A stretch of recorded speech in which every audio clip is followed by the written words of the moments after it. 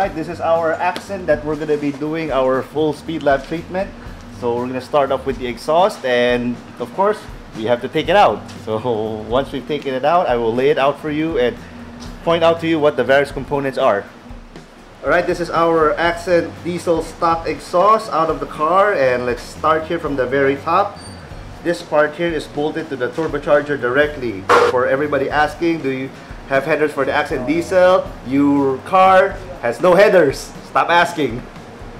It has a turbo manifold which bolts directly to the turbo itself, and there is no point in changing that. There is no other design better than the stock one, so stop asking if there's headers for your car. So anyway, this bolts here, this triangle flange here with the 3 holes. Turbocharger sits here. This is the catalytic converter, and this entire thing up to here is technically called the downpipe. It's like that. It's called the downpipe because it goes down. I'm not shitting you. It's really that's really what it means. And another question you asked, what about the oxygen sensor? What are you going to do with it? Newsflash, your car doesn't have oxygen sensors either. And another thing, sir, what about the DPF? Your car doesn't have DPF either. That's the weird part about that. Bumili ka ng kotse, hindi mo alam kung ano yung laman nun. My gulay. All of these things are written in the brochure before you buy it.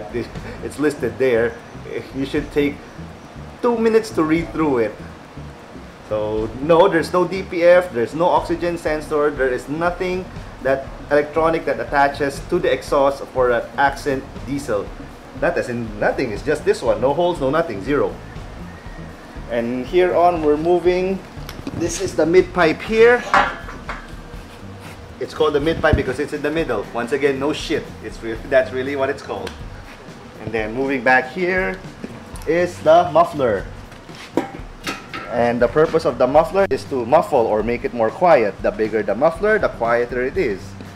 And the reason why most people want to do the exhaust is because they want a little bit more sound, or sometimes a lot more sound, from their car, and obviously the nice shiny looks that go with it. And we're gonna measure this out here.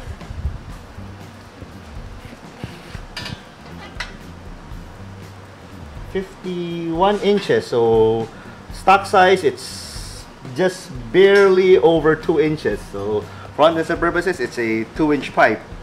Yes, for the makukulit out there, we need to measure the internal diameter, which we will. So if this is 2.1, then our internal diameter for this one should be around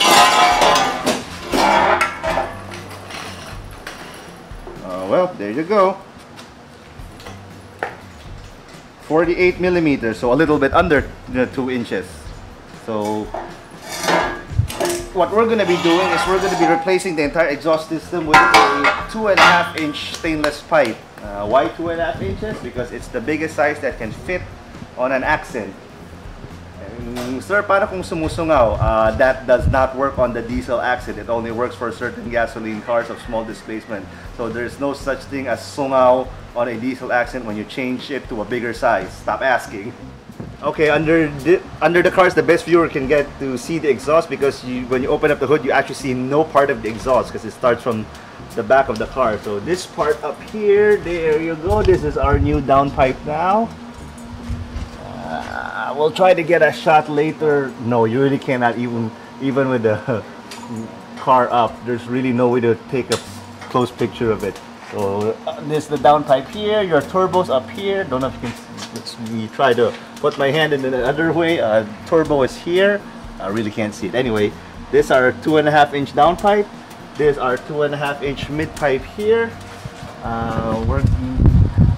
We have a mid silencer here.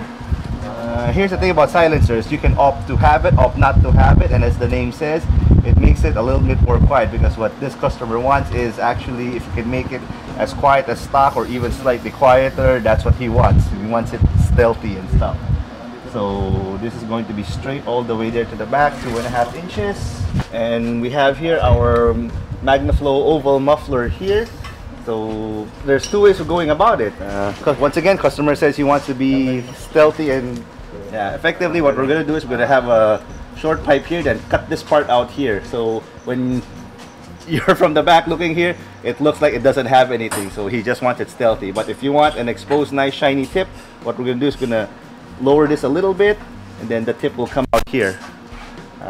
Tips, by the way, do not give any extra sound, any power, as in nothing. It's all aesthetic, it's all looks. So I still don't understand why some people think that if you add more tips it will add sound. It's not a goddamn organ. And here we have our ECU, which was read from our other branch, in the main branch actually, because that's where our equipment is. We are here at our Metro Walk Classic branch. So after we do the exhaust, we're gonna do a baseline. Too bad we weren't able to do a baseline when the car came in this morning, because we thought that the owner wanted the job finished within the day, but upon further discussion, decided to go the full package with the intercooler and the reflash also. So yeah, fortunately we don't have a baseline of this car, but we do have data for this exact car already. So on our roller dyno, it's about 125 horses to the wheel. It's in stock form. So afterwards, we're gonna dyno this one and see how much the exhaust will add, and then after doing the intercooler, how much the intercooler will add, if any, and then the last is ECU Remap.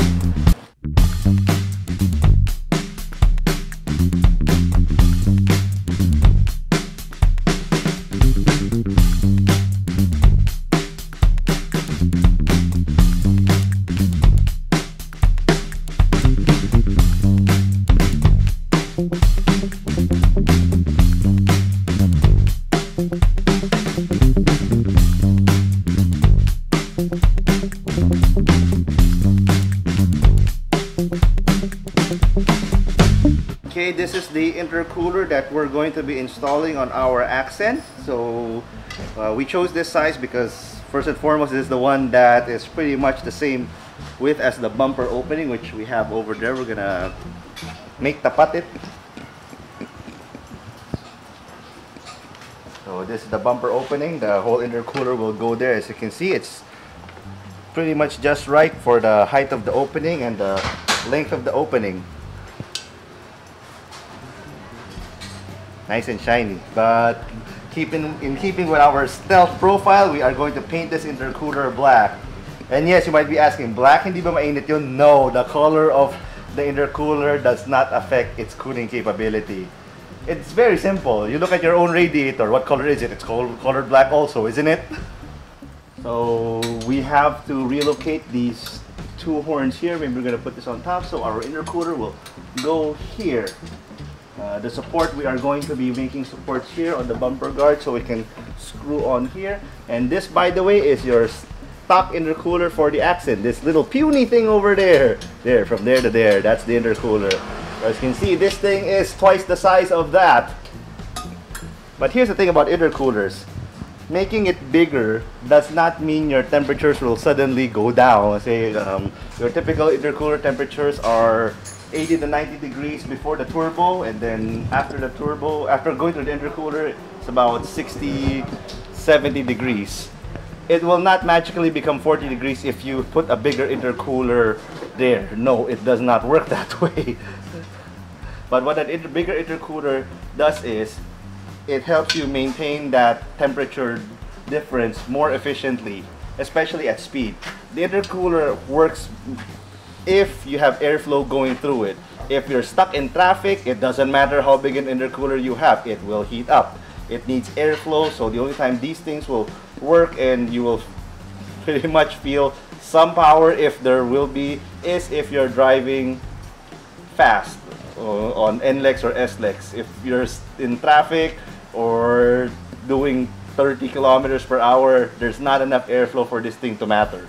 And one other thing about the Accent, as you can see here, it's all on one side. That means the inlet and outlet pipes are also here on the same side, just like an old school Eclipse. So we're the only ones who are able to convert this intercooler into a same side outlet. So we will put this pipe here, so it goes in here and goes out here. It's not the side configuration like this where every other shop does it. That's wrong, because you're adding an extra 3 feet. It's not even 3 feet, because what they do is, if they put it on a side-to-side configuration like this, they will have one pipe going up there, then another pipe from the turbo going down there all the way here, and then sneaking all around there. So that is plain stupid and it's wrong. You're adding another 4 to 5 feet worth of piping, where if we do it the same position here as a stock, then we eliminate easily 3 feet worth of additional piping. So only we can do it in that exact correct configuration.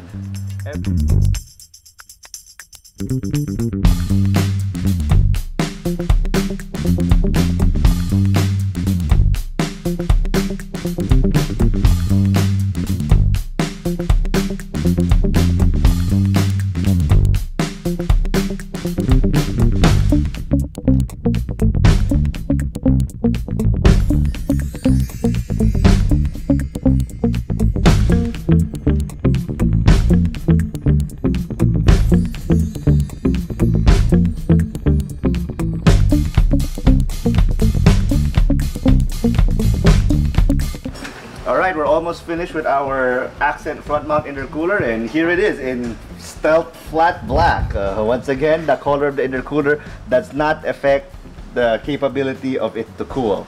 And you can see we have both the inlet and the outlets here on this side. So this one here goes up to the inlet, this one goes down there where the turbo's at the back. So this hose here the air will flow this way, go around, then go up here to the throttle over here. So this is the correct proper way to mount the Accent intercooler. Same side inlet and outlet, not inlet and out on both opposite sides. No, that's not correct. And if you want to add a blow-off valve in the future, at least the aluminum pipe is already here, because the blow-off valve also be situated here in this position. And since it's already an aluminum pipe, other things that you can add for more power is, number one, alcohol injection. So it's already ready here, so it's an aluminum pipe. Once again, the bungs, the sensors, the nozzles will all be welded here to the aluminum pipe. So it's multi-purpose actually.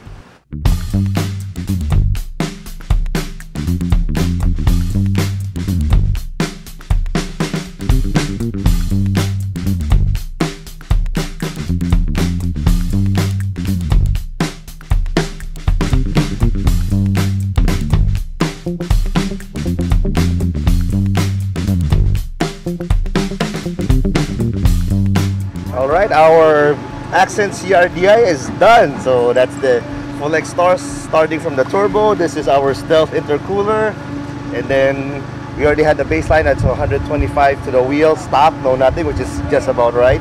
So now we remap the ECU. It's now back here, so we'll put it on the dyno again and see how much it makes.